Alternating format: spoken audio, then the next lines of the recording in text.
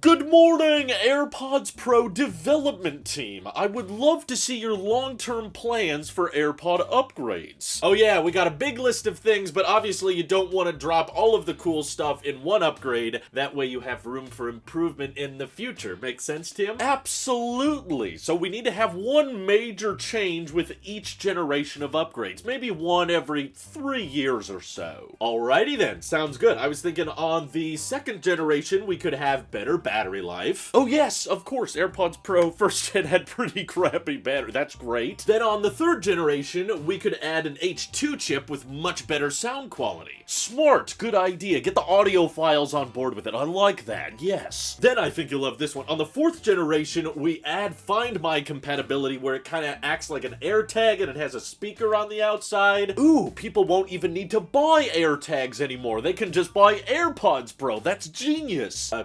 Not what we meant, but okay. And after that, I was thinking maybe we could add a lanyard or something. I'm just spitballing here. Or a different ear tip size or something could be included. Overpriced lanyard accessory. Sounds good. I like this. Keep going. And I mean, that covers us until the 2030s. I mean, I guess we could put like Apple Watch charge puck compatibility in there as well. This all sounds fantastic. I like this plan. And I look forward to the next decade of AirPods Pro upgrades. Don't tell anybody. Don't worry, Tim. I won't. All right, engineering team, can we install all these things? Make sure they know not to install all those things on the same generation, right? Oh crap, I think I probably should have put, thicker borders between all these different year models. Oh god, do you think they already saw that? All right, Tim. All right, director of AirPods Pro upgrades. We figured it out. We put all those features in this generation of AirPods Pro. We've been mass producing them for the past 6 months, and we're gonna keep selling them for what, $250? That was the last deal. That was probably fine. Let's just keep selling them for that. You figured out how to put all that in the same generation? It was on the whiteboard. I'm supposed to do what's on the whiteboard, so that's what I did. They're going out, by the way. We're already selling these.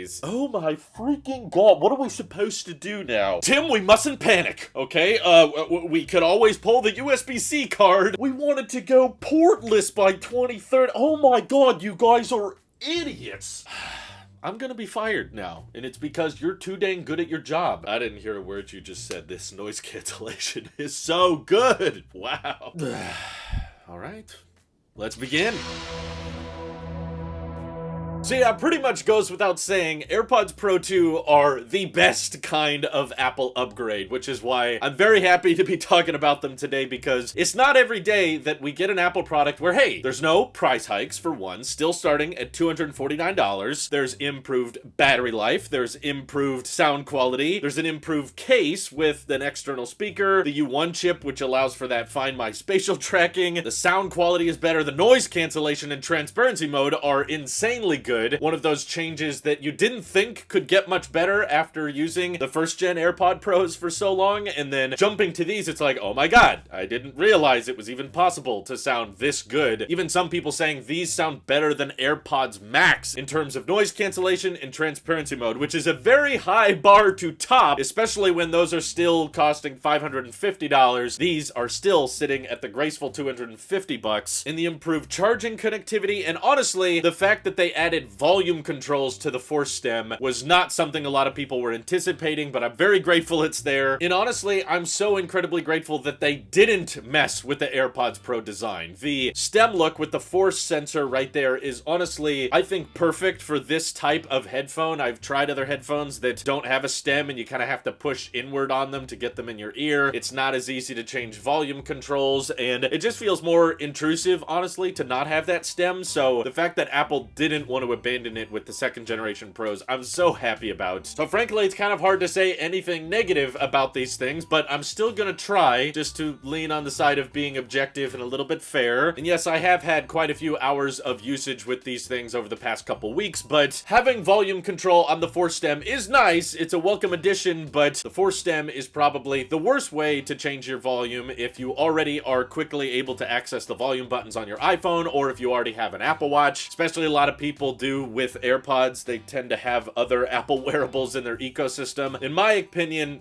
changing the volume via the digital crown is much faster, much easier than trying to stroke the stem back and forth. Again, it's cool that it's there, but you kind of have to keep swiping over it over and over again to get the volume to really go down quite a bit. It takes some getting used to, but for those who don't have Apple Watches, there wasn't really a way to easily change volume on AirPods before other than using Siri, but no one was using that. And it even works from the right or the left AirPod. It doesn't matter which one you go from, so cool that it's there, but ultimately not a feature I was terribly impressed with or found super useful. And the only other slight downside I can really come back to is, you know, it still has lightning, which I'm kind of comfortable with the concept of these going portless when the Apple Watch has been portless from day one, especially now that you can charge AirPods Pro 2 via an Apple Watch charge puck, which is amazing. Even on MagSafe Duo, it like holds the entire case up. I love all the little charging sounds that the case makes too. When you put your AirPods in there, it lets you know that they're still charging, and you hear the same kind of sound that your Apple Watch would make when it starts charging. Very subtle, but very clean sounding, and obviously super helpful if you ever lose your charge case and you want to ping it and track it back down again. Tons of people lose AirPods, so I would be not surprised at all if in the future they start adding these speakers to all versions of AirPods, but it makes sense to introduce it on the Pros first. I get why they did that. But in terms of features that I didn't quite utilize, the lanyard thing is just not for me. I've talked to people that have said that they attach them to their backpacks, but it's not like it's a, you know, Nintendo Wii remote that you're just holding in your hands and worried that you're gonna fall out when you're swinging your arms around. No, this is just for ease of access, attaching them to, I don't know, purses and bags and stuff. I don't really do that. I've always just been a throw my AirPods in my pocket kind of guy, or throw it inside the backpack. Maybe some people don't want to do that. I would just be paranoid that the case is gonna open up while I'm moving things around, or the AirPods are gonna bonk themselves alongside whatever I'm walking by. So it's not for me, but hey, it doesn't hurt anything by being there. It's so incredibly small and well integrated that I don't think that space could be used for more battery capacity or anything like that. It's a welcome addition that I'm sure some people will appreciate, and hey, Apple can upsell you on more AirPod case accessories that probably cost way more than they should. But Amazon's always available for the discounts. But yeah, the battery life is no joke on these things. I absolutely noticed and appreciated the benefited length. Probably the most consistent thing I use AirPods for is recording the podcast once a week, and I'm talking to Mike and Randy like for a little while before we start recording, in between podcasts, and then after we record the podcasts. And last Friday we were probably talking on the group call for a good like 4.5 hours. It was a long time, and after 4.5 hours of use, these things were still sitting at over 30%. I think it was around 32%, and I never took them out of my ear once, which was really impressive. And I had transparency mode on at the time just so that I could hear my surroundings while I'm recording. But knowing that with noise cancellation or transparency mode you can last that incredibly long, and I'm confident I probably could have kept going and likely hit that 6-hour mark with them actively interpreting my surroundings, is amazing. So yeah, in case you're curious, is the battery life gains real? Yes, absolutely. Noticeably better than the first generation AirPods Pro, which I think is probably their biggest weakness, is they just had the worst battery life in the entire AirPods lineup. Now these things are on par with the AirPods 3, and they have incredibly good noise cancellation, which yes, I did notice. We did some blind comparison tests during the unboxing stream, and I'd put in the second generation Pros, but I wasn't looking at which I was putting in, and just by canceling out, you know, fan noise from my iMac, which still has Intel in it, or a fan that I had on my desk, I could tell by how insanely quiet these things got that, as crazy as it sounds that Apple says noise cancellation is like 2 times better than before, yeah, that sounds about right to me, honestly. Like, just yesterday, I got home from a really long drive, and it was kind of hot, so I was running the fan against my face, and I put the AirPods in, turned on noise cancellation, boom, fell asleep within a couple minutes because it was just so insanely quiet. I could barely hear the fan that was sitting like a foot away from my face, and I stayed asleep for quite a long time, which you probably shouldn't be wearing AirPods when you go to sleep. You don't want to end up like that guy that accidentally swallowed one of his, but still, I noticed the noise cancellation improvements, and yes, even transparency mode sounds just a bit more lifelike, which I didn't think was possible, but when I'm wearing them, which I have even when I'm outside or walking along the sidewalk and there's cars going by and there's people talking to me, feels like you're barely wearing anything. It sounds incredibly lifelike. I don't know how you exactly measure it and say it's like 2 times as transparent as the first generation, but yes, I did notice it, and yes, it's very, very good. But probably the most common question that a lot of people are coming back to, which unfortunately I'm probably not the best to talk about, is just the audio quality. Do they sound better? Do Do they sound cooler than the first generation AirPods Pro? And I can say I do notice a little bit of a difference, but full disclosure, I'm not an audiophile, although I'd like to say I'm trying a little bit when I compare headphones. Like, I'm doing more and more in my testing to try to pick up on mids, highs, the bass levels, and these certainly feel like they hit a bit lower frequencies with bass, and the mids feel a tad more clear, but a lot of other channels have been saying that AirPods Pro 2 sound like way better, noticeably better than AirPods Pro 1, and in my back-to-back comparisons,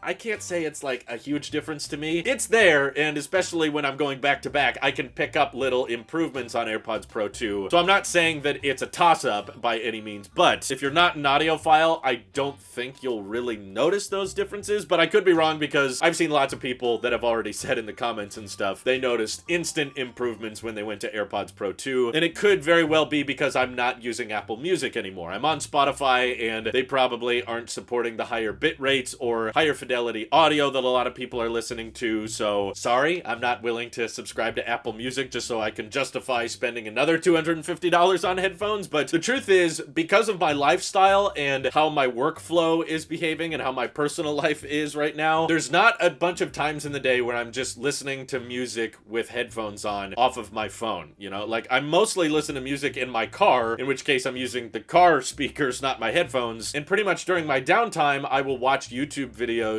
off of my phone, a lot of the time just using the phone speaker, because then I don't have to go grab my AirPods wherever they are, and plus if you're laying down somewhere, I don't like having the AirPod like push into my ear as I'm laying down on my pillow, so for me it's just more comfortable to use my phone speakers, but if I'm trying to be quiet because my wife is taking a nap or something, I'll grab my headphones, but still, even if I'm using these, I'm not listening to music. I'm typically watching YouTube videos, which again, the audio quality of those are all going to be dependent on the creator I'm watching, not on how high fidelity the audio is that YouTube supports, because obviously YouTube audio bit rates are not very high in the first place. So I'm sorry to burst a lot of people's bubbles, but as cool as these things are, and I would absolutely recommend them to anybody who's in the market for headphones that they're willing to spend around $200 on, these are probably the best earbuds you can buy. I haven't tested like every single earbud on the market, but the Find My support, the ease of pairing, and the fact that with these, underrated feature, the battery of the case and the pods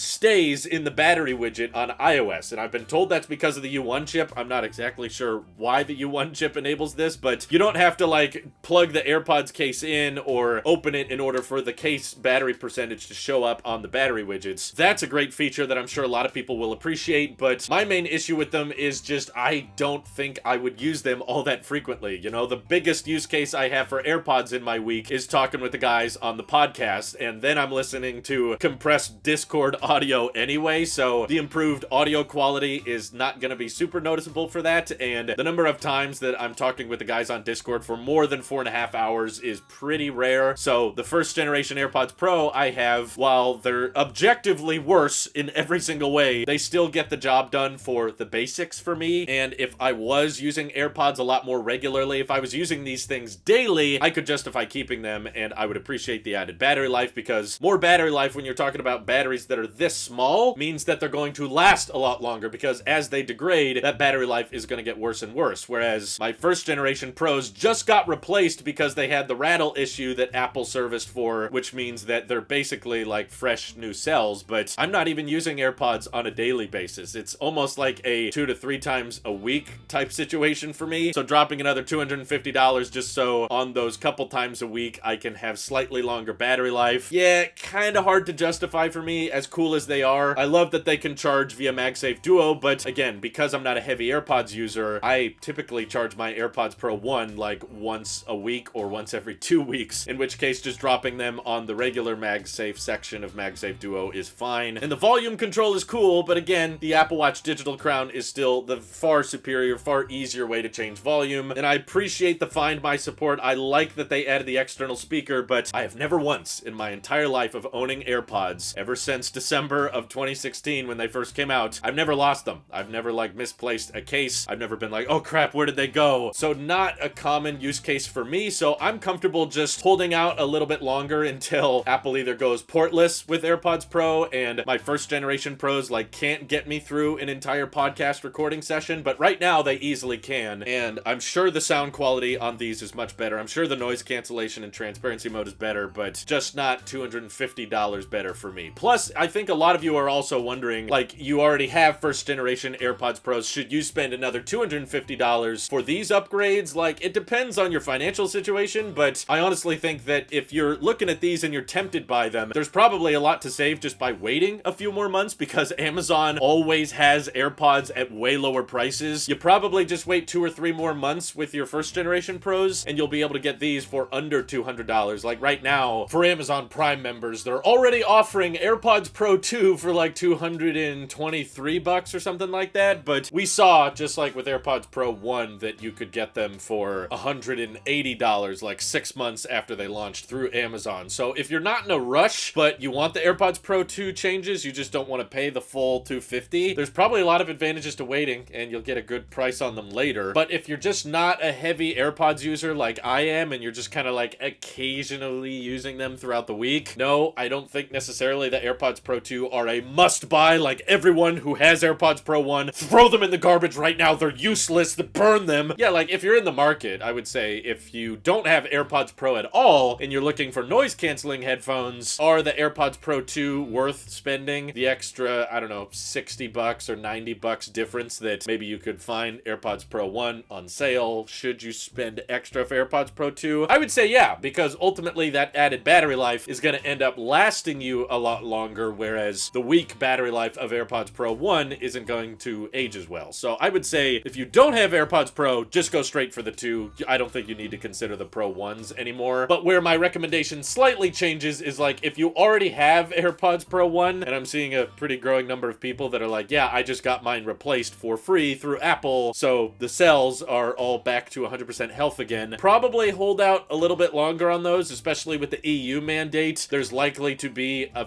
fairly noticeable AirPods Pro 3 upgrade in 2024 or so. So then we'll either get USB-C or a portless design with better battery life. And if you can hold out a little bit longer, I don't think there's that much harm in waiting. So awesome headphones. Apple completely nailed it with these. Not too expensive, but very capable, much better than the first generation. And honestly, aside from the charge port, I feel like Apple could do nothing with these for like 4 or 5 years. They could not update them, and I still think they would be really competitive and hard to beat through all of the different options on the market. So I'm tempted to give this best Apple product of the year, but we're not quite at the end of the year yet, so I probably shouldn't be awarding that, but still, it's going to be a runner-up for everybody, I think. Best Apple product launch of 2022. These things are really, really good, really hard to beat. Even if they're not necessarily for me, I don't fit into the demographic they're for, but we'll see what Apple's got by the end of 2024. This is your Apple Sheep here, and I'll see you all in the next one.